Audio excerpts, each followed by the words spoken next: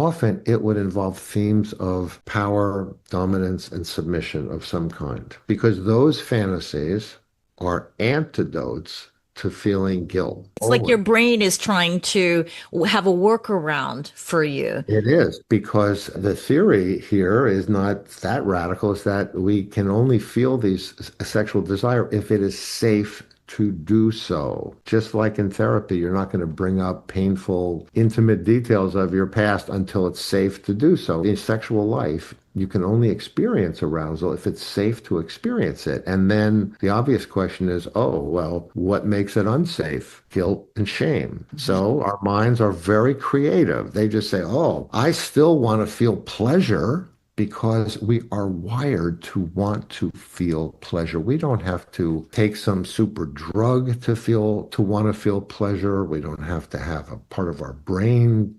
electromagnetically stimulated to want to feel pleasure. It is hardwired. We want pleasure. Okay. Well, it's a real pleasure to have Dr. Michael Bader on the show again. I'm so excited about this. Welcome. Great to be here. Thanks for having me again. Yeah, I just couldn't stop speaking with you. It was so amazing that first episode that we did. We covered a lot. And so I will have that link in the show notes so everyone can go and listen to it and catch up. But this time I would really like to take a deeper dive into some of the topics that we covered, and then if we can give some really practical tips that women can actually start using today. And we talked about guilt and shame, and these are the big roadblocks to having a real pleasure in midlife. And so let's maybe put the woman who is in peri and postmenopause into context. And we're thinking about someone in her 40s, 50s, up to 60s. Can you explain what are the three most common reasons that women in midlife feel that guilt and shame? Well, yes, but I think we have to separate the response to that into two buckets. One is the personal, private legacy, history, and sources of guilt and shame that she feels from her own growing up and her family. And I want to return to that in a minute. And then the other is the sources of guilt and shame that are in the social world that have to do with how women are identified, socialization, people's perceptions publicly of a woman that age. So there are different sources of guilt and shame that come from each arena. But let's just take the personal one first, because this is a little bit more difficult, I think, to explain, but it's fundamental to understanding the ways in which we inhibit sexual excitement.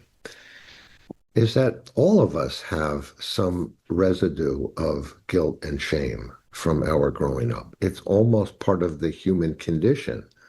And it has to do with the fact that as children grow up, they're attached in their families for security, for life and death, dependent on the authority of their family and in their ability to adapt to their family. And that is to fit into the rules of the road that your family lays down. And protecting those connections and attachments is of utmost importance developmentally. So what does that mean? So when you leave home, you're 18, you go to college. It means leaving the attachments that have been so vital to your whole psyche. And the idea that you might feel separation guilt is just hardwired into the situation. We all feel a little bit of that. Or if we do better than a loved one, we feel a little bit of survivor guilt. And that's almost part of the territory of being human. And then if you think about shame, we grow up in a herd that we depend on being able to fit in. And if the herd judges us to be wrong, inadequate, defective in any way, it is a profoundly harmful feeling that we have. That's shame, is how we appear in the eyes of the other. So we all have those feelings. And then what I have discovered is that, and they are often not conscious, but that what I found is they regularly interfere with and inhibit sexual excitement. And the one concept I want to make sure that I add to the mix that's important is I use a concept called ruthlessness. And I say, good sex, maximum sexual pleasure and excitement requires some element of ruthlessness. And people take umbrage at it because it sounds like I'm saying that aggression or hostility is a necessary part of arousal. And that's not what it means at all. In my psychological tradition, ruthlessness means to be without concern. It's what babies experience and toddlers vis-a-vis their mothers, which is they take from the mother and they don't take with a high regard or concern for the effect of their taking on the mother. That's what this guy in England, Donald Winnicott, called ruthlessness. So I say in sexual excitement and desire, there is an essential dimension of it that has to do with using the other as an object. Now, that's tricky territory, isn't it? Because objectification is harmful. We know that, and it's been critiqued up and down and should be. But somebody described to me, a woman said to me, look, when I climax sexually, I feel like it's a wave that builds and builds and builds and then crashes on the shore. And I don't want to have to worry about whether the shore can take it. So you want to be able to use, but use and not harm the other person. Now, good sex, it also, we know, depends on empathy and intuition, reading the other person's cues, being able to figure out what the other person needs. All that good stuff that we know in our culture is important. But this other element is also necessary for arousal. And if one, now here's the punchline, if one feels undue concern and care for the other, the object of your desire, then this ruthless part of your sexuality can't be expressed and experienced, and excitement is diminished. Same way, if you feel too ashamed and defective, inferior, that state of being is incompatible with maximum sexual arousal. So we see these affective states, the undue worry and guilt about hurting you, the shame-based sense of being inferior and helpless and rejected. Those states are both universal to some degree, unconscious, and always playing a little, throwing a little bit of shade on sexual exuberance. And we create sexual fantasies in order to negate or counteract those affects. And what happens when you counteract them? You're able to express desire. So those are complicated things. Then you have to add one more thing just to make this incredibly complicated. Now you have the social judgments about, let's say, women in their 50s and 60s, postmenopausal women, are not supposed to be sexual. There's a phrase they call some women MILFs, MILF, which we don't have to say what that means. Some women have turned that into a badge of honor, but mostly it's disparaging. It's saying, you're an older woman and geez, you stand out because you're someone I would like to have sex with, as if that's a rare thing and almost violates a code.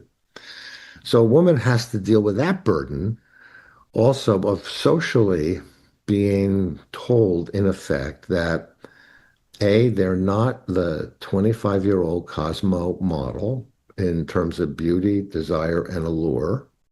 That's the shame part, right? Is there in all of us, but in women in this category. And then you're not supposed to want sex. You're not supposed to go out hunting for sex, for God's sakes.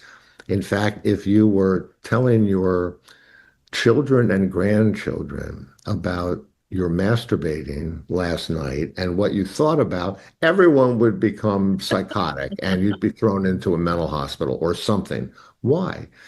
Not just because those levels of sexual detail are usually forbidden from conversation, but because you don't want to see your mother or your grandmother or your grand aunt reveal that she has those fantasies too. Why are we like that? Why are there any cultures that don't, that Well, seem to break that?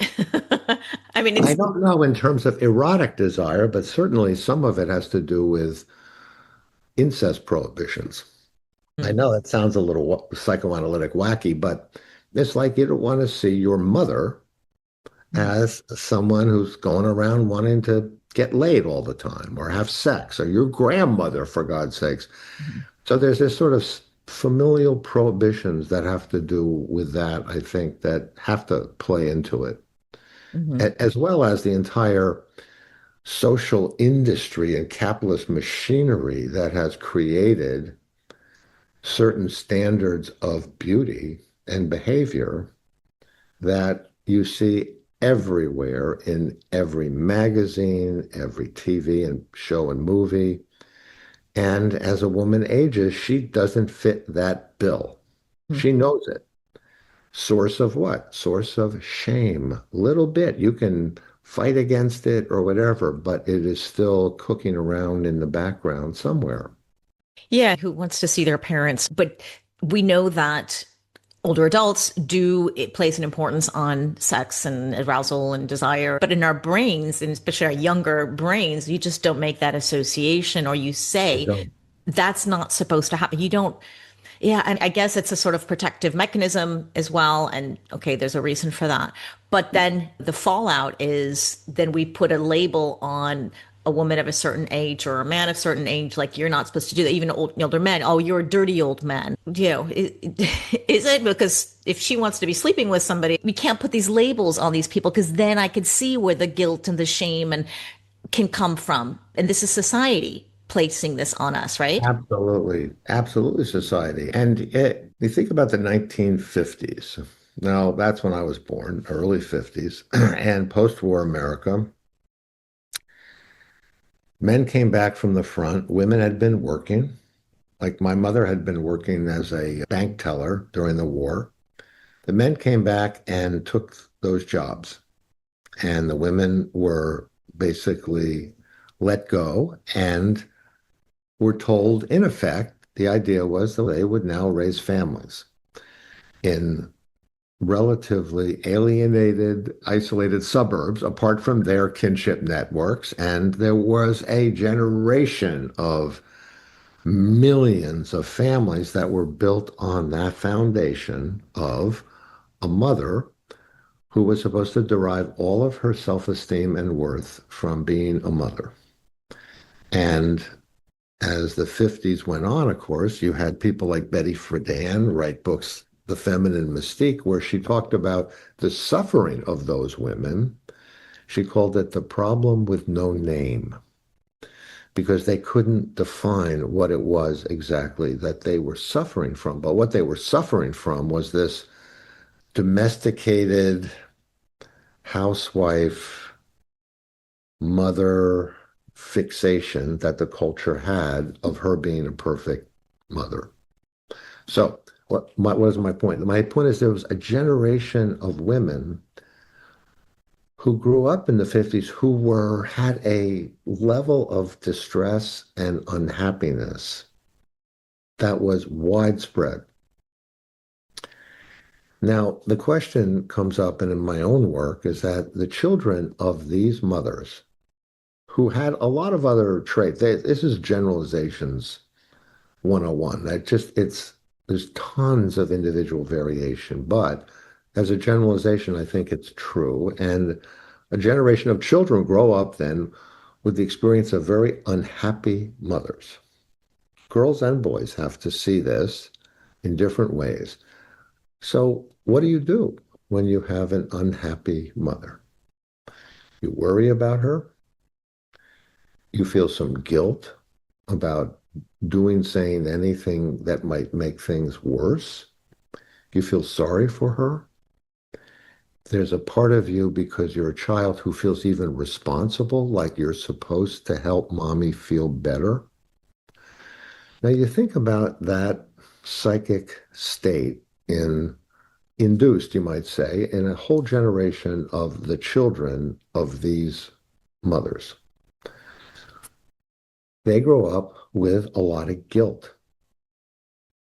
It's not the traditional Jewish mother guilt, but it's a kind of guilt that comes from the experience of having unhappy parents towards whom you feel responsible and for whom it's vitally important that you figure out a way of getting along in this relationship. So you become a caretaker, you become somebody who it's hard to leave home. Sometimes when you leave home, you sabotage yourself, have to come back. It's hard to have more of the good things in life than unhappy parents. We call that survivor guilt. So I'm just describing the vicissitudes of the ways that we become guilty, worried caretakers. And then, oh boy, that makes sex hard because it's difficult, if not impossible, to get excited if you have a relationship to the other that's a caretaking, empathic, healing, even fixing, worried relationship. And guess what happens in long-term relationships? Exactly that. I get to know you so well from the inside out. I get to know almost when you're going to finish a sentence. We're that intimate. I can feel what's going on. I can look at you and you look at me in a certain way and I can read your moods. All right. That's not abnormal. That's a good, intimate, long-term love relationship. However, if ruthlessness is part of good sexual desire, I can't be comfortably ruthless with you because I'm worried about you and I care so much about the impact of my words and actions on your interior life. And an old psychoanalyst once said to me after a conference, he said, I've been doing couples therapy for 60 years. He said, you know what makes a good, successful marriage? I said, what's that? When they love the other person for the way they're different. And that violates the normal wisdom is, oh no, we fall in love because we share so much. Mm. But he was pointing out this thing about seeing the other person as an other that he thinks is an important part of healthy love. And I agree with him. And it's also part of healthy sex. Because if the other person is separate from you, is over there in a sense, like a sturdy, independent other agent, then you don't worry as much about hurting them with your desire, with your wanting to use them, with your selfish needs. They're not something you have to feel guilty about. Yeah, it's crazy because it's like there's two different things that are going on that we want in a relationship and what we want in the bedroom. And I guess maybe Yep. this is why people have affairs and things happen and not but there's a question I sent to you earlier and it was about Esther Perel and she's a Yeah. psychologist very well known and she has a book called Mating in Captivity and she Great. holds this central tension of long-term relationships since we're on this topic of long-term. I thought this was a great time to Uh-huh. ask.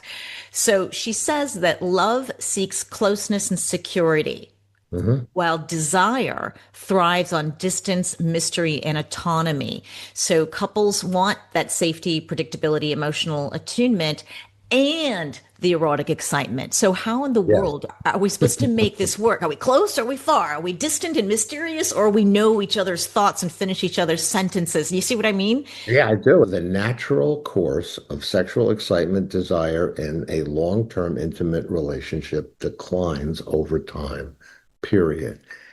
It does everywhere. And it is exactly what Perel is talking about. It's a function of intimacy. But you see, if we say intimacy somehow contributes to sexual boredom, that doesn't make sense on the surface until we look at what does intimacy make difficult in the bedroom.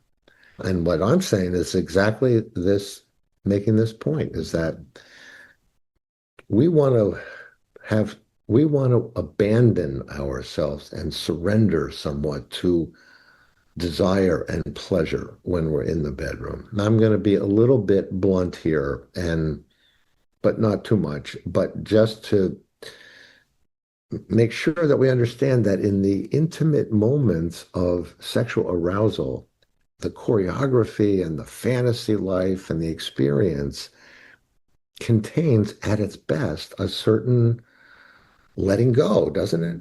It's like let go and just let the cat out of the bag. Okay. Now, if you let the cat out of the bag, but you worry unconsciously or not about whether that cat is going to hurt the person you love and you need and are attached to for your soul, then guess what? You're not going to let the damn cat out of the bag. Is this So, also a little bit of ruthlessness when you say cat out of the exactly. bag and letting go?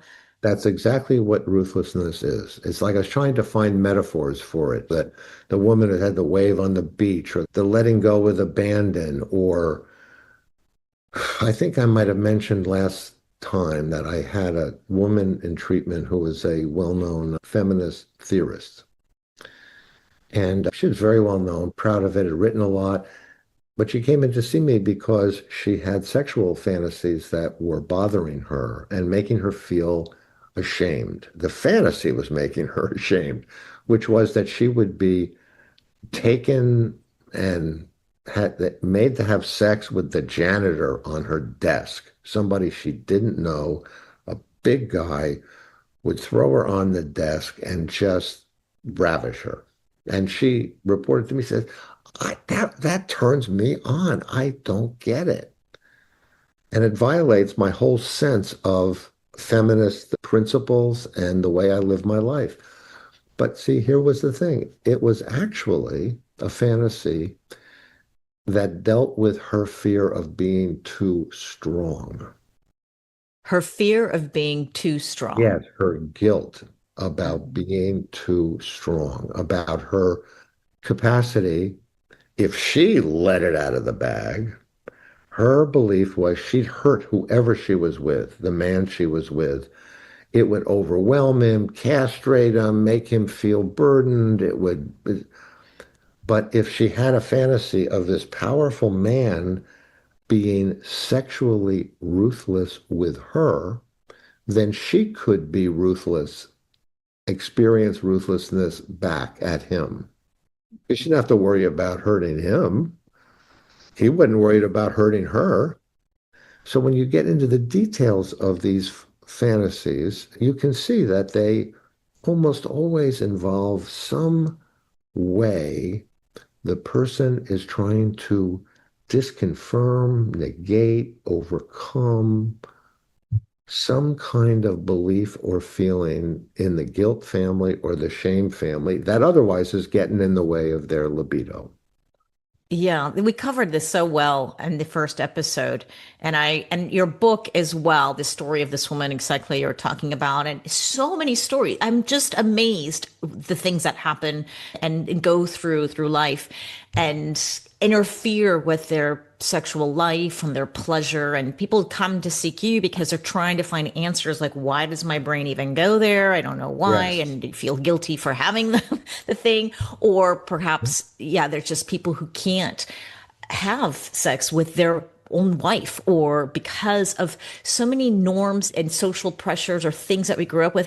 And it reminds me a little bit about, so I imagine different cultures have different problems as well. And what you're doing is looking at mostly North Americans. Yeah. And it reminds me, there was this one sleep specialist that I remember speaking to in Hong Kong. She was English, and her client was from, I don't remember which culture, but where there was multiple marriages. Okay. And the woman was having sleep issues, probably sex issues too, we don't know, because her husband said now she needs to take a second job so he can have a second wife. So you can imagine the psychology in this, and it's just an example of different cultures must have a whole other can of worms that could be really interesting to try to Really interesting. understand. Really interesting because the social narrative that we live in and in many ways are shaped by these expectations, monogamy, and let's say you were visiting a community where they practice polygamy.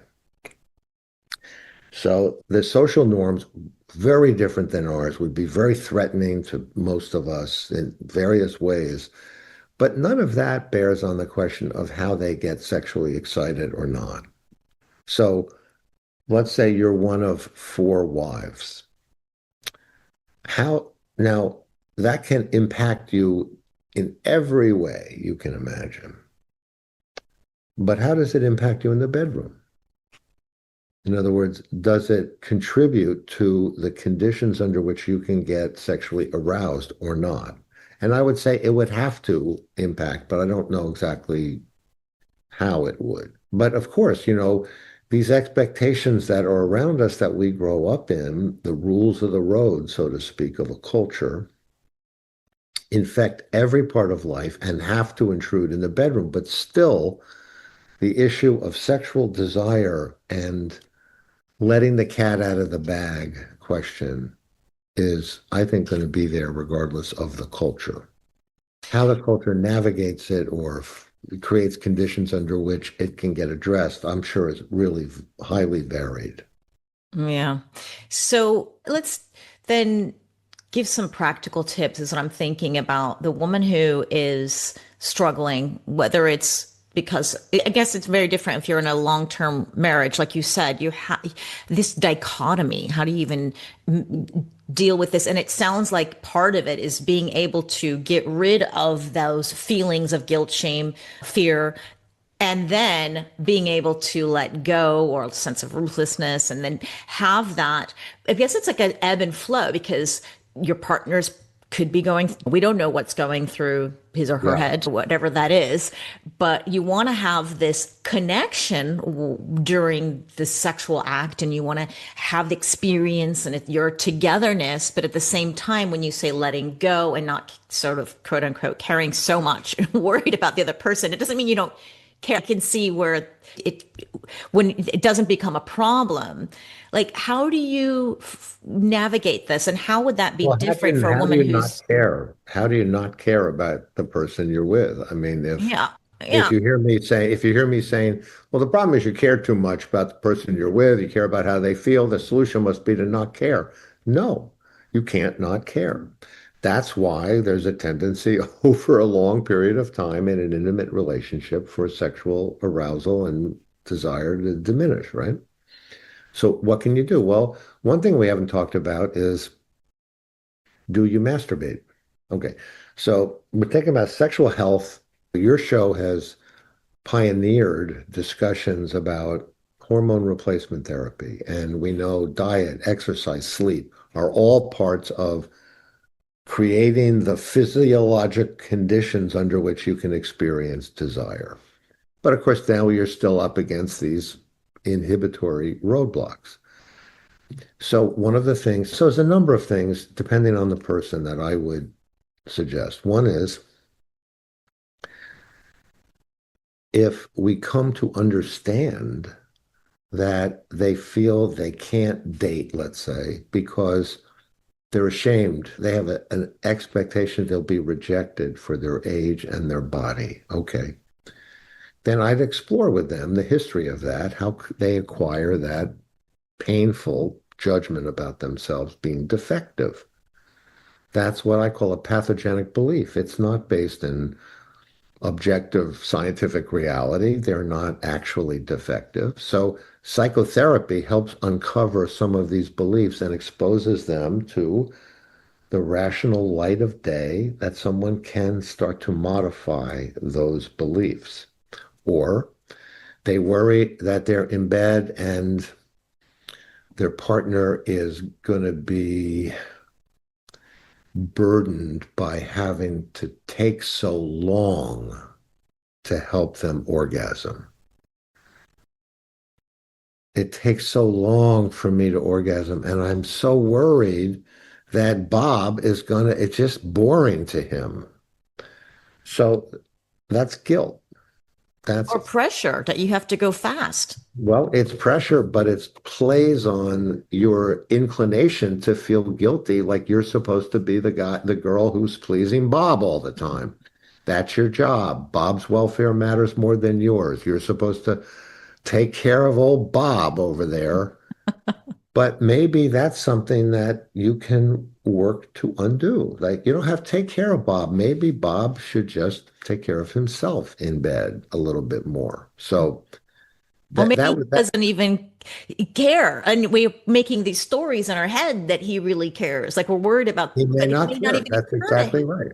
It's exactly right, of course. And you can even, if you have a certain kind of relationship, you can even talk to Bob about this a little bit. You could say, Bob, I just want to surrender to the pleasure of this great moment and not have to worry about you. Is that okay, dude? I mean, that's silly. You would probably, most people wouldn't have that conversation, but you could in some situations. And then that would just make your irrational worry more explicit and you could change it. And but the other thing is that it also has to be okay. Now, this is more complicated to not feel a lot of sexual desire. You Mm. see, because we have a critic up here, I think of it as standing on the balcony, looking down at the dance floor. The dance floor is the choreography of everyday life. And we're up here on the balcony trying to look at it. But up here on the balcony with us are some pretty harsh critics. And one of them is saying, you're too old to date, you're ugly, your body isn't what it was when you were 25. Don't even try. Just stay home and watch TV. That's a critical shamer up here. That makes sexual excitement pretty difficult, right? Or don't go out, you're robbing the cradle. You look ridiculous. You're an older woman looking for a hot guy or something. Come on, act your age. Act your age. The shaming voice from the balcony over and over again. So, one of the things that a woman could do, either in conversation with privately, listening to your podcast, talking to other women, being in a group, going to a therapist, is to try to redress and lower the noise of this shamer that's always looking at her and finding her wanting. And then the other thing is that she's supposed to be a caretaker, isn't she? Because women are bred and evolutionarily inclined to be caretakers. And there are so many forces that socialize women to do it and that make that appealing to women to do just that. But you know what? Being a caretaker is great for love. It's not always so great for sex. Hmm. And that's what we were talking about before. If you are a committed, inveterate caretaker, and that's what you do, it's hard to get really turned on and really just let the cat out of the bag. And then people develop why I asked about masturbation is that I would ask a woman that says, I have no sexual desire. I say, well, do you ever masturbate? Now, of course, there's a lot of prohibitions against masturbation as well. That's not an easy road. If she says she does, then I would ask her if we had enough trust to tell me about what she thinks about when she masturbates, because that's a sexual fantasy. And once we learn what it is, it opens the door to understanding so much about her and about the dilemmas that brought her in to see me to begin with.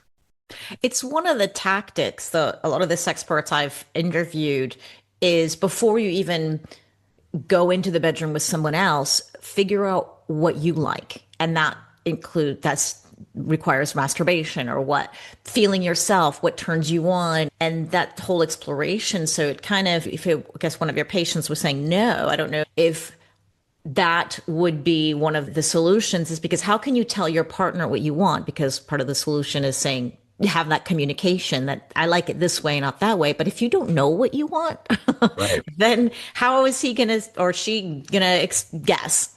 That's really interesting. So you can find that out a little bit through masturbation or watching certain, I guess, porn websites that have a menu of things that appeal to you. Nowadays, of course, there is not a single sexual fetish or interest that isn't findable on the web. It's extraordinary, as anyone who does it knows.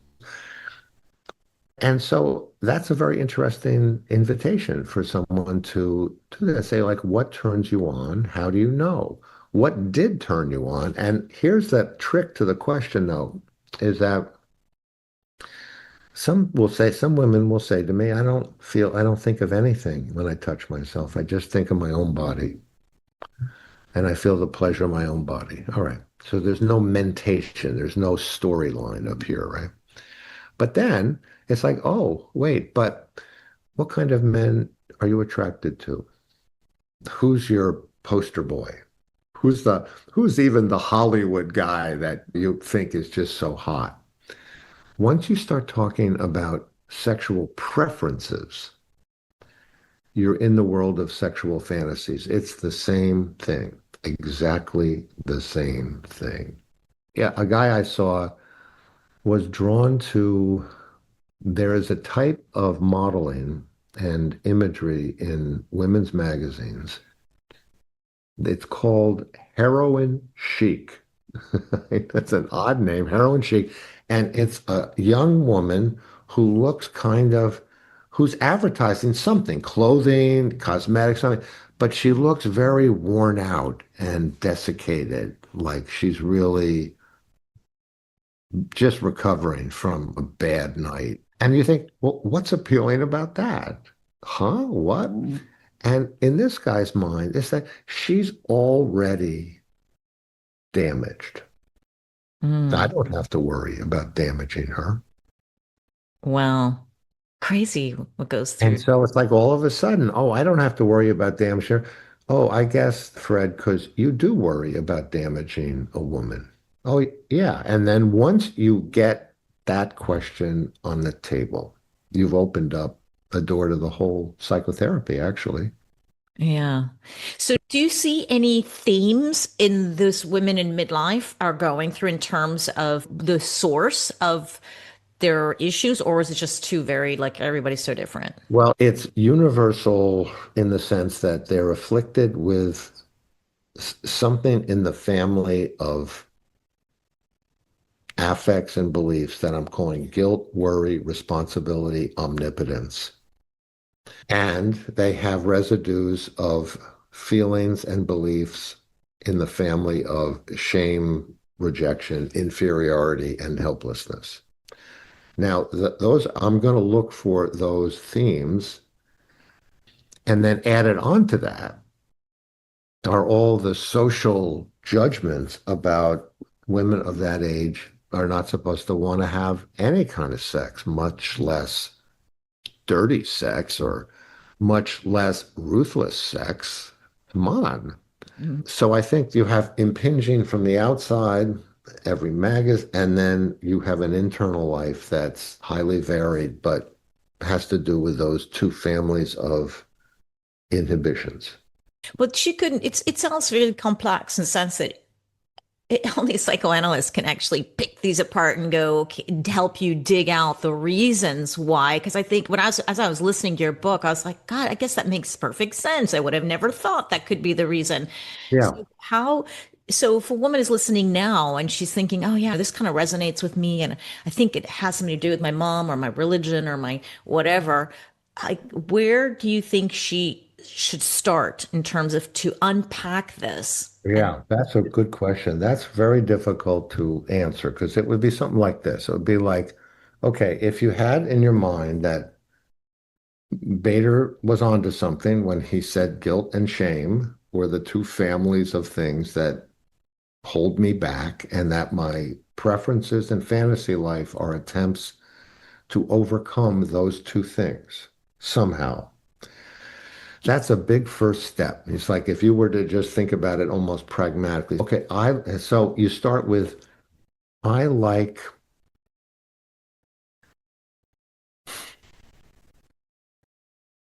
tough looking women. You'd have to actually do a little self-interrogation. That's not easy. What do I like? What do I like in the world? Who am I attracted to? What stories turn me on, have appealed to me? But let's say you do that and you come upon this conclusion that, let's say you're a woman, and you say, I really like tough looking men, men who seem rugged, independent, and strong. They look that way, they feel that way. I may even sense they are that way in their life. You say, oh, that kind of appeals to me. So then the thing is, you don't have to get rid of that. Like, that's fine. That's like a source of attraction. That's just normal, fine. Enjoy yourself. But if your question is, what does that mean? Then you take the next step and you say, well, how does a rugged, tough, independent man make me feel safe from the threats posed by guilt and shame, or shame, one or the other? That's the next question. You say, oh, well, maybe a tough, rugged man is somebody I don't have to worry about. Oh, so I worry about my male other, huh? What do you worry about? I worry their welfare. I worry if they're happy. I worry if they like me. I worry if they don't seem calm and comfortable in their skin. I worry about these guys normally. Oh, okay. Well, I can see how the fantasy and the preference of a tough, rugged man then makes a lot of sense for you, doesn't it? Yes. Now, that's not an easy process to go through. And at the end of it, what does it get you? It's like, okay, that's why I like tough, rugged, independent men. yeah. But it might also tip you off to, oh, I worry about men too damn much, don't I? I worry about burdening them, being stronger than them. I'm supposed to be one down and make their egos feel good. Oh, I'm supposed to flatter and make them feel like big shots. That's my job. Now you're into a world where you could make some choices to not feel that way. Not Right. is it easy? Boy, no, it is not easy to not feel that way because the world expects you to feel that way, but it's possible. How long does it take for you to help someone decipher and pull some of these things out? If somebody comes in, tells me, well, here's the thing. Some people I've been seeing for eons, and we never talk about anything involving their sexual fantasy life. And then I have some people that have come in, and in one session, I can propose at least a hypothesis about what's going on in the damn bedroom. And that's because I get a little background. And if the person tells me some details about their sexual fantasy life or behavior, then I can very often decode it and link it to something that might even be a topic for, wait for it, therapy down the road. And I can do that quickly if I get details, but it's very hard to get details because most of us, we're not used to talking about the details of our sexual fantasy life with anybody, Yeah. You heard even stories. our partners, right? Yeah. It's People like, think, oh, oh, I really like it when you hold me down. Or, see, I think some version of dominance, submission, sadomasochistic fantasies are very common and they're forbidden. They're forbidden in any age group, but in older or middle age or older women, I think it's something that if they were to be put in a truth serum chamber and they had to be, then they masturbated. And then they had to describe what it was that they thought about during the time they were masturbating. Often it would involve themes of power, dominance, and submission of some kind. Because those fantasies are antidotes to feeling guilt, almost it's like your always. brain is trying to have a workaround for you. It is because the theory here is not that radical, is that we can only feel these sexual desire if it is safe to do so. Just like in therapy, you're not going to bring up painful, intimate details of your past until it's safe to do so. In sex life, in sexual life, you can only experience arousal if it's safe to experience it. And then the obvious question is, oh, well, what makes it unsafe? Guilt and shame. So our minds are very creative. They just say, oh, I still want to feel pleasure because we are wired to want to feel pleasure. We don't have to take some super drug to feel, to want to feel pleasure. We don't have to have a part of our brain electromagnetically stimulated to want to feel pleasure. It is hardwired. We want pleasure. But a lot of people may find pleasure in risky behaviors, let's say overeating, over drinking, that I Yeah. guess get that dopamine hit. And so I think we are hardwired. But then why do some people go to those ways to find pleasure rather than, okay, I'm going to work on myself, Yes. my sexual pleasure? Because why would, I guess it's easier to eat something. I don't know. No, it's true. I'll tell you one thing I have told patients, and also when I teach, it's one of the things that I teach. I say, look, the workings of the human mind, we can make it seem all complicated and abstract into Freudian meta theory, but there's a simple way of describing what gets people who see me into trouble. One thing, they come in, they have a complaint of some symptom. They're feeling unhappy at work. They're obsessional and make lists and they're ADHD. The human mind is motivated to avoid suffering and Hmm. distress. Okay, that doesn't seem like a news flash, right? Our Hmm. minds are always predicting threat and danger because it's evolution. It helped us survive. Our amygdala and our brains are always predicting the next thing. And I know it's silly, but if I turn around, like, I know I'm going to see that door, right? My mind predicts what I'm going to see when I turn. Our minds are always doing that. So our minds are always predicting not just that there's a door, but predicting like if I go into this store, I might be embarrassed. Or if I ask her out on a date, she might reject me. Or if I really do this to her in bed, she'll feel like I'm dominated. There's a prediction of danger. And then the mind says, oh no, we're not going to feel the dangerous thing. We're going to do something else to not feel it. But the thing we do to not feel it is often the thing that causes us pain. Mm.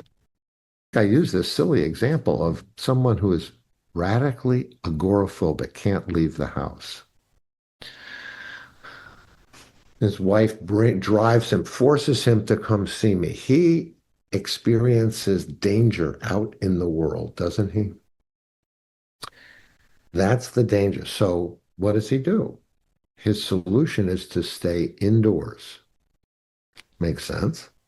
But staying indoors is ruining his life. And that simple model is what happens with almost everybody that I see in therapy. So with sex in the bedroom, we are always anticipating, because we know ourselves, danger of some kind, the danger that I'm going to hurt you, the danger I'm going to burden you, my needs are going to make you feel bad, I'm going to be too selfish, I'm going to expose myself to your judgment, that you're going to hate me, reject me. I'm just like, I'm pantomiming it because obviously we're not always thinking those big traumas, but those are always there. So those voices make it impossible for me to get aroused.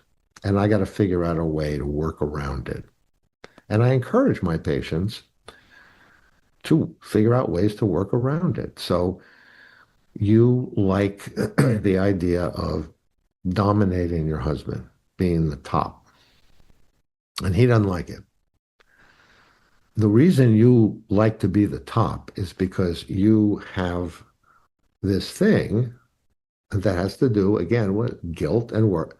Guilt that you're going to, if you're strong, you're going to hurt the other person.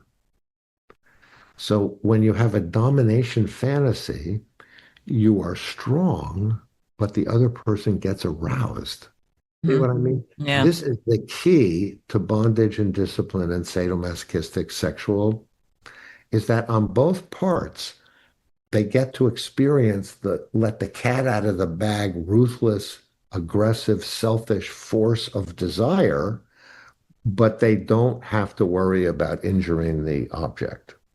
So many things that we can still talk about. One thing I was thinking is that I wonder if the generation now, a younger generation, because in your, and I thought about this because in your book, you had a young 27-year-old man have a issue. We just got married. He can't have sex with his wife. He's blocked. And it seemed to be, and I have a son who's 27. So I'm always thinking, oh, this generation, it seems like this younger Yeah. generation is having less sex than maybe my generation or even older. I don't know. But I'm wondering if there's any kind of, it seems that the world, especially in the US, is very PC and very feminist and very to be, and this was Well, part of his trauma was difficult to overcome because he learned you shouldn't be yeah. treating a woman like this and you shouldn't be taking advantage of Yeah. her. And yet his wife was, I get I it. want to have sex with you, but she also had some sexual abuse or something and you want to be careful. Like is there anything that's you think is going to happen to this generation? What you describe is very important, that we can say that the woke sensibility that has to do with everything from respecting boundaries to sensitizing yourself to power, objectification, gender asymmetries, and all that, you could say you have as a principled, value-driven, moral universe. You could say that's the one I want to live in. And you can see that there are elements in that can actually affect you in the bedroom. And the one you mentioned is the main one, actually, is the idea that I just said, well, we could oppose objectification, but see, there's an element of objectification that I think is a necessary part of ruthlessness. Now, that's weird, but it's true. I think that there's something, because it's the let the cat out of the bag thing. Man, I don't want to have to worry about you. Like, I want to have you be a thing that I can, for just that 5 seconds or that minute, that I could use for my own pleasure selfishly, and not have to feel like I'm ruining your life, like I'm a domineering, abusive, aggressive, sadist monster. And so these things do actually sometimes conflict. And then you have to have some negotiation, don't you? Because there's really a sexual fantasy you might have if you masturbate. Okay. But then in the real world, you have to negotiate that fantasy with another person, don't you? So I had a woman in treatment whose fantasy was two guys, a three-way, two guys and her. You say, well, how does that solve the problem of guilt and shame? Well, two ways at the same time. One is she's getting double the attention. So attention is an antidote to shame and inferiority, all that. She's getting double the attention. And she doesn't have to worry about wearing one guy out or hurting one guy because he's got a wingman. He's part of a troop. You know what I mean? Now, that isn't an argument in favor of gang sex or anything like that. This is a fantasy we're talking about. And I just think it's so important to distinguish the two things. I was on a TV show years ago with about porn and with a woman who had written a book about how destructive porn was to relationships. And I guess they had me on thinking I would defend porn, which I wasn't. But what I did say was, what if a guy gets excited by porn that in which there's multiple men on one woman? It doesn't mean he wants to go home and gang bang his wife. Yeah, I know. So it seems clear with all the fantasies that you've had in this story. Like, yeah, They're that's what's so fantasy. troubling, why people feel shame for having something that they would never do in real life. Like But never in a million going years. there. And I mean, after the show, the producer came up to me and said, "Oh, there was a lot of people were disturbed by your interview." And I said, "Why?" He said, "Well, because you used the word gangbang." I said, "This is a show about porn. You have a section on porn." He said, "Well, it's a morning show. It's women and children watching."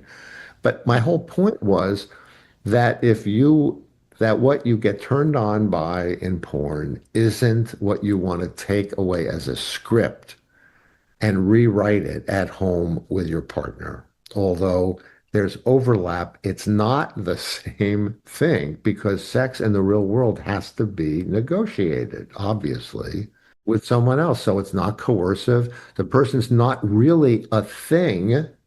Ready? You can have a kind of wishful, I use you as a thing kind of element of sensibility, but in reality, the person's not really a thing. I remember the last question I had in my head. You mentioned something about women don't need to feel full pleasure. Like I guess if she doesn't want to, or it's not. Right. I'm guessing it's because you said that we feel so much pressure that we should feel arousal and pleasure. I mean, it would be great. I think a lot of women want that. If you're listening now, then you probably do. But maybe Mhm. you said it's okay to not want to. And that's so important because you might take away from the show that they think we should go home and masturbate. No, that might be interesting experiment, but the other thing to know is just this, that if you have the freedom to be fully self-accepting and not shamed in any way, confident about the fact that, yeah, I'm still a good person who loves my partner and I don't have sexual desires. First of all, you don't say that in public 'cause it's embarrassing, blah, blah, blah. But if you can make that be okay, then you have the freedom to actually explore moments of sexual desire and attraction. If you get off your back the idea that you're supposed to, because I can tell you that in groups that I'm in, when couples who've been together a long time, if the subject of sex comes up, everybody makes some embarrassed indication that, well, that's an old memory, or, that's not high on the menu, or some throwaway line that suggests, yeah, we don't have sex, but we're not going to talk about it because Mm, there's something mildly embarrassing about it. Like we're supposed to be in heat all the time. And mm. if we're not, and we are not, then we might have the freedom to explore what we might like to do on occasion to give ourselves and our bodies pleasure, which is one of the things our minds and bodies desire. Yeah, it's a tactic that's been recommended by other people I've interviewed where you in the bedroom, you just explore no intent to orgasm or have penetration. It's more about Exactly exploration. what they do. And it's okay if you don't. And That's a good point. That brings this right into the sex therapy world where that is a common recommendation. It's just lie with your partner, touch each other in a way that is pleasurable, but there's no expectation in fact, it's formally declared this is not about anybody coming to orgasm. And if you're aroused, great. And if you're not aroused, great. That's fine. And it's to inoculate yourself and expose you to the possibility that your body can experience some pleasure. yeah, I think it's a good recommendation. It's a good place to start if you want to, because it takes that pressure off that a lot of women may Yes, it feel like does. have to keep up or, but I want to work on this and not. And I always think there's a FOMO going on with me. I'm like, there's a whole world out there maybe I don't even know about. And I'm Mm-mm. curious. I'm the kind of curious person that says, well, Yeah. that's why, even though I kind of would say, well, so it's for me personally, it's not just, okay, let's just keep it. I'm a biohacker who wants to optimize health. Why But not what optimize? if you were referred to as a MILF? Do you find that flattering or degrading? It's a bit new in the big, it's kind of like, oh, you find me attractive. I'm like, oh, it's a compliment. But at the same, then you go, well, wait a second. And you calling me old? It's yes and no. Yeah, that's very interesting, isn't it? Both parts of it. Yeah. Yeah. It can be both. It can be both. For me, it's not very clear. The initial is, okay, I'm attractive. But then you're like, yeah. Well, So, I'll just give you one quickie vignette that one of my first patients when I was in psychoanalytic training, his sexual fantasy when he was a teenager was having sex with a friend of his mother's in a secluded place on the beach near where they lived.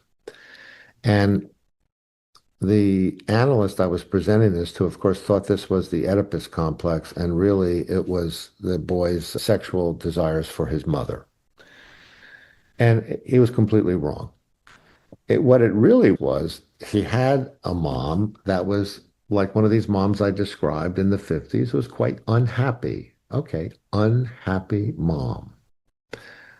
Now, in the sexual fantasy, he's with a younger, slightly younger friend of his mother's who's sexual and wants to have sex with him.